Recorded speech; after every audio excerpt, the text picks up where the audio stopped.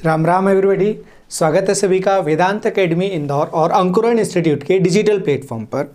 हम बात करने वाले हैं आज पुनर्बलन कौशल या रीइंफोर्समेंट स्किल। टीचर्स को आज की डेट में अपडेटेड या इफ़िशियंसी के साथ में क्लास में होना चाहिए, तो उस पर लगातार क्वेश्चंस पूछे भी जा रहे हैं। सभी टीईटीज़ में जो शैक्षणिक कौशल है, जो टीचिंग स्किल्स हैं, उस पर क्वेश्चन पूछे जा रहे हैं। इसी तरह से एमपी टेट में भी इस पर काफ़ी ज़्यादा ध्यान दिया था, तो एमपी टेट और सभी टीईटी एग्ज़ाम को ध्यान में रखते हुए हमें लगा इस टॉपिक पर हमें बात करनी चाहिए, इससे क्वेश्चंस दिखते हैं। तो रीइंफोर्समेंट जो स्किल है उस पर थ्योरी हम आज पढ़ लेते हैं और जो भी क्वेश्चंस होंगे आपके यहाँ से वो कवर हो जाएंगे। रीइंफोर्समेंट स्किल होती क्या है?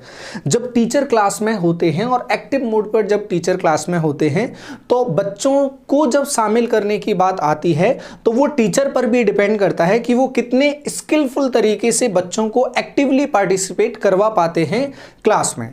तो सबसे पहले इस थ्योरी को दिया किसने, यही पूछा जाए तो यह थ्योरी पावलोव ने 1903 में दी थी। पावलोव ने 1903 में दी थी और माइक्रो टीचिंग में ये शामिल हो जाता है। छोटी छोटी बातें जहां ध्यान रखी जाती हैं उसमें ये शामिल हो जाता है और टीचर की जो पर्सनैलिटी होती है उसको ये इम्प्रूव करने के काम आता है और शिक्षण प्रक्रिया को थोड़ा तेज करता है। जो लर्निंग प्रोसेस है उसको थोड़ा तेज करता है, टीचिंग लर्निंग प्रोसेस को। अब देखें इसमें होता क्या है। इसमें जब टीचर क्लास में एक्टिवली पार्टिसिपेट करता है तब वो बच्चों को भी एक्टिव करता है। अगर वो किसी बच्चे से, स्टूडेंट से वो कुछ थ्योरी वगैरह पूछ रहा है या लेसन पढ़वा रहा है या बच्चे उसमें पार्टिसिपेट कर रहे हैं, तो टीचर की जिम्मेदारी हो जाती है कि वो बच्चों को प्रोत्साहित करें, बच्चों को सकारात्मक रूप से या नकारात्मक रूप से उद्दीपन दें, एनफोर्स करें कि तुम इसमें शामिल हो, करो, और उस डायरेक्शन को वो अपने इशारों से या शब्दों से बच्चों को मोटिवेट कर सकते हैं। और यही मोटिवेशन जो वर्ड्स और नॉन वर्बल या इशारों में दोनों में हो सकता है, यही जो स्थिति होती है उसे कहा जाता है पुनर्बलन। बच्चे को वो क्या कर रहा है, उद्दीपित कर रहा है, फोर्स कर रहा है, एनफोर्स कर रहा है, मोटिवेट कर रहा है, और यही मोटिवेशन होता है पुनर्बलन, बच्चे को बल देना या फोर्स देना। ये कैसे होता है ये हम समझते हैं। यदि शिक्षक ऐसा करने में असफल है तो छात्र की अनुक्रिया में उत्साह नहीं दिखाते हैं। जब बच्चा क्लास में है, आपने बोल दिया कि चलो ठीक है पढ़ो तुम, या इस टॉपिक को तुम्हें कल समझाया था इसको सुनाओ या समझाओ, या तुमने अपने आसपास क्या देखा। यदि टीचर सिर्फ इतना बोलकर और साइड हो जाते हैं, बच्चा अपने आप में लगा हुआ है, गलत सही वो लगा हुआ है, आप उसे नहीं देख रहे हैं, कोई भी प्रतिक्रिया नहीं दे रहे हैं, तो उसकी जो अनुक्रिया होती है, जो वो कर रहा है, बोल रहा है, तो वो उसमें क्या हो जाता है, नीरस हो जाता है, उदास हो जाता है। टीचर को कुछ भी मतलब नहीं, कुछ भी बोलो, कुछ भी करो और चले जाओ। ये आपने अपनी स्कूलिंग में भी देखा होगा। लेकिन जब टीचर पार्टिसिपेट करते हैं उसमें, वो बोलते हैं हाँ बढ़िया और आगे बताओ क्या था, तो बच्चा मोटिवेट होता है। या टीचर बोलते हैं नहीं, तो बच्चे को समझ में आता है वो गलत डायरेक्शन में जा रहा है, तो फिर वो सही डायरेक्शन में जाने के लिए भी क्या होता है, मोटिवेटेड होता है, उसको डायरेक्शन चेंज करनी होती है। तो ये एक्टिव पार्टिसिपेशन और ये जो फोर्स होता है, इसी फोर्स को कहा जाता है पुनर्बलन। और ये पुनर्बलन कितने टाइप का होता है? पुनर्बलन को अगर देखा जाएगा, पुनर्बलन दो टाइप का होता है। सबसे पहला हम पॉजिटिव रीइंफोर्समेंट पर जाते हैं। पॉजिटिव रीइंफोर्समेंट क्या होता है? पॉजिटिव रीइंफोर्समेंट में टीचर जब बच्चा एक्टिव होता है तब उससे बोलता है शाबाश, बढ़िया। जैसे किसी प्लेग्राउंड में कोई अच्छा करता है और बाहर से तालियों की गड़गड़ाहट आती है, जब तालियों की गड़गड़ाहट आती है तो वो मोटिवेशन होता है अच्छा करने के लिए, तो वहां टीचर शाबाश, अच्छा, हाँ, ठीक है, या मुस्कुराते हैं, सिर हिलाते हैं, हाथ से संकेत करते हैं। ये हमने इसको यहां दिखाने की कोशिश की है। वो इनाम देते हैं, बोल देते हैं, पुरस्कार दिया जाएगा, इस तरह से मोटिवेट करते हैं, ताली बजाते हैं, जो भी मोटिवेशन है वो वहां पर दिया जाता है, तो बच्चा क्या होगा, आंसर करने के लिए या सही डायरेक्शन में जाने के लिए मोटिवेटेड रहेगा। और ये माइक्रो टीचिंग का ये पार्ट है, ये वांछित व्यवहार में शामिल किया जाता है, टीचर के एक्सपेक्ट किया जाता है टीचर इस तरह से व्यवहार करेंगे। तो ये पॉजिटिव व्यवहार में शामिल हो जाता है, शाबाश, अच्छा, हाँ कहना, सिर हिलाना, ताली बजाना, थम्स अप करना, ये सभी सकारात्मक पुनर्बलन या पॉजिटिव रेनफोर्समेंट में शामिल हो जाता है। नेगेटिव रेनफोर्समेंट में क्या आएगा, जब बच्चा काम कर रहा है, नेगेटिव को यहां नेगेटिव नहीं लेना है कि वो मना करेगा या डिमोटिवेट करेगा, ऐसा नहीं होगा। यहां पर भी मोटिवेशन शामिल होता है। मोटिवेशन में बस बच्चा अगर गलत डायरेक्शन में जा रहा है तो टीचर का क्या कहना, तो नहीं, ऐसा नहीं कहना, नकारात्मक सिर हिलाना नहीं, हाथ से बैठ जाना कहना, बैठ जाओ तुम गलत हो रहे हो, या तेज चलने लगते हैं टीचर, ये साइंस होते हैं नेगेटिव एनफोर्समेंट के, रेनफोर्समेंट के, कि बच्चे को वहां जिस डायरेक्शन में वो जा रहा है, गलत डायरेक्शन में वो जा रहा है, उसको वहां जाने से रोकना। इसकी थ्योरी में आप पढ़ें, इससे छात्रों को गलत या अवांछित व्यवहार को दुर्बल या दूर करने की चेष्टा की जाती है जो गलत डायरेक्शन है उसे। नकारात्मक पुनर्बलन में अध्यापक का वह व्यवहार आता है जिसमें छात्रों के गलत व्यवहार से रोकना अभीष्ट है। गलत उत्तर आने पर अध्यापक का नहीं, ऐसा नहीं कहना, नकारात्मक सिर हिलाना, हाथ से बैठ जाने का संकेत करना, ये सारी चीजें इसमें शामिल हो जाती है। तेज तेज चलना भी उसमें शामिल हो जाता है। ये थ्योरी के लिए आपको ये पार्ट लिख दिया है, या टीचर घूर के भी देखते हैं। टीचर जब घूर के देखते हैं, अच्छा, तो ये भी शामिल हो जाता है किसमें, नकारात्मक पुनर्बलन में।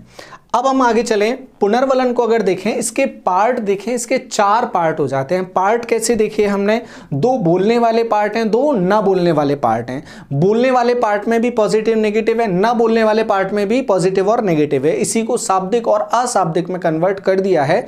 तो इसके घटक को यदि देखा जाएगा, एलिमेंट्स को यदि देखा जाएगा, तो यहां पर एलिमेंट्स जब देखने जाओगे आप लोग, तो एलिमेंट्स में क्या होगा, शाब्दिक पुनर्बलन में सकारात्मक में क्या आ जाएंगे, वर्ड आ जाएंगे, अच्छा, शाबाश, ठीक है, ये सब कहना किस में आ जाएगा, वर्ड्स में आ जाएगा।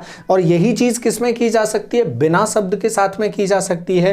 मुस्कुराना, थम्स अप करना और ताली बजाना, इस तरह के ये संकेत आ जाते हैं। और अथवा चलकर उसके पास में जाना शाबाशी देने के लिए, तो ये सभी किस में आ जाते हैं, सकारात्मक अशाब्दिक प्रबलन में आ जाते हैं। पुनर्बलन इसको लिख सकते हैं, प्रबलन या पुनर्बलन, कुछ भी लिख सकते हैं। देन उसके बाद नकारात्मक में क्या आ जाएगा, नकारात्मक शाब्दिक में मौखिक या शाब्दिक रूप से इसको कहा जाता है नहीं, गलत, रुको, सोचकर बोलिए, या बैठ जाओ, ये किस में आ जाता है, नकारात्मक शाब्दिक पुनर्बलन में आ जाता है। फिर इसके बाद और आगे हम जाएं, और आगे जाएंगे तो नकारात्मक अशाब्दिक में क्या आ जाएगा, नाराजगी से छात्र की ओर देखना, घूरकर देखना, या बैठ जाओ कहना, बैठ जाने का इशारा करना, नकारात्मक सिर हिलाना, घूर के देखना, पैर से जमीन थपथपाना नहीं, इस तरह से इशारा करना, तेज तेज चलना आदि सभी शामिल हो जाते हैं किसमें, नकारात्मक अशाब्दिक प्रबलन में। ये होते हैं। साथ में टीचर को क्या ध्यान रखना चाहिए, ध्यान भी रखना चाहिए, ये 3 पॉइंट हैं जो टीचर को ध्यान में रखना चाहिए। अधिक से अधिक छात्रों को प्रोत्साहित कर पाठ में उनका सहयोग प्राप्त करना चाहिए। सभी छात्रों को, अकेले एक छात्र से नहीं, उत्तर देने वाले कुछ छात्रों को नहीं, वर्गीय अध्यापक को अधिक से अधिक छात्रों पर ध्यान देना चाहिए। दूसरा, कुछ ही प्रबलन शब्दों का उपयोग जब टीचर करते हैं, जैसे गुड, शाबाश, तो ये बच्चों को याद हो जाते हैं। तो बच्चे जब कोई भी फेस्टिवल वगैरह होता है तो नकल करने के लिए बच्चों को कहा जाता है, तो बच्चे टीचर्स की नकल में उन 2, 3, 4 शब्दों का प्रयोग वो लगातार करते हैं। तो टीचर को चाहिए जो रेनफोर्समेंट है, पुनर्बलन है, उसके तमाम तरीके टीचर्स के पास होने चाहिए। शाब्दिक और अशाब्दिक दोनों तरीकों का प्रयोग किया जा सकता है, तो टीचर को जरूरत है कि ज्यादा से ज्यादा तरीकों का प्रयोग वो करे। सबसे लास्ट में टीचर को चाहिए कि प्रबलन शब्द हो गए, अत्यधिक जो प्रबलन है, प्रबलन ऐसा नहीं हो जाए, पुनर्बलन ऐसा नहीं हो जाए कि वो जब पुनर्बलन कर रहा है या प्रबलन कर रहा है तो बच्चों को लगे यार ये तो इनकी रोज की आदत है, ये तो ऐसा ही बोलते हैं, कोई कुछ भी बोले इनको सुनना नहीं, इनको बस यही बोलना है। तो ऐसा नहीं होना चाहिए कि जो आपका पुनर्बलन है वो एक सामान्य व्यवहार हो, बच्चों तक ये मैसेज नहीं पहुंचना चाहिए। तो पुनर्वलन का इंपॉर्टेंस टीचर को ज़्यादा समझना चाहिए। इतना आम और बहुत नॉर्मल नहीं होना चाहिए कि सभी बच्चे इसको क्या करें, अब इग्नोर करना शुरू कर दें कि ये तो सर की आदत है, ऐसा बोलना तो आदत है। इसके लिए हमें इस उत्साह के लिए या इस रिवार्ड के लिए हमें नहीं जाना है। वो रिवार्ड बच्चों के लिए कुछ भी ना हो, ऐसा नहीं करना है। बच्चों को खास लगना चाहिए कि सर अटेंशन दे रहे हैं, थम्स अप कर रहे हैं, ताली बजा रहे हैं, तो वो बच्चों के लिए इंपॉर्टेंस रखना चाहिए। तो आप ऐसा हर समय या बहुत ज्यादा रिपीटेशन पुनर्बलन का नहीं करेंगे। इन चीजों का ध्यान रखना चाहिए। तो अत्यधिक पुनर्बलन का यदि आपके पास ऑप्शन आता है तो वो एक नेगेटिव साइन है। कुछ एक पुनर्बलन यूज करना नेगेटिव साइन है और कुछ छात्रों पर पुनर्बलन का प्रयोग करना वो भी एक नेगेटिव साइन है। ज़्यादा से ज़्यादा छात्रों को इसमें इंक्लूड किया जाना चाहिए।